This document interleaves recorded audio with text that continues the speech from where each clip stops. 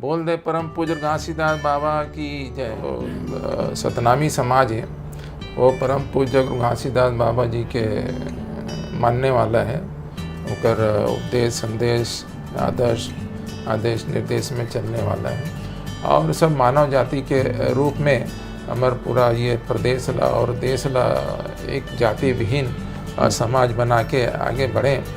तो समाज के खातिर और गुरु के द्वारा समाज ले एकजुट करना, समाज के एकता ला बना के रखना, एक रूपता रखना, संस्कृति ला कायम रखना और एक सतनामी समाज में जागृति और जागरूकता लाए के खातिर हर विषय क्षेत्र में जागरूकता लाए के खातिर सामाजिक दौरा करे जाते हैं। ग्रामीण स्तर पे, ब्लॉक स्तर पे बड़े बड़े आयोजन करे जाते हैं। जब हमारे लड़का अच्छा शिक्षा ग्रहण करी तो निश्चित तौर पे एक अच्छा स्थान न प्राप्त करी, और जब अच्छा स्थान न प्राप्त करी तो निश्चित तौर पे पूरा समाज के विकास होगी, पूरा प्रदेश के विकास होगी, गांव के विकास होगी, साथ में माता पिता के विकास होगी। तो ये विशेषकर हम शिक्षा के ऊपर में संदेश देना चाहते हैं।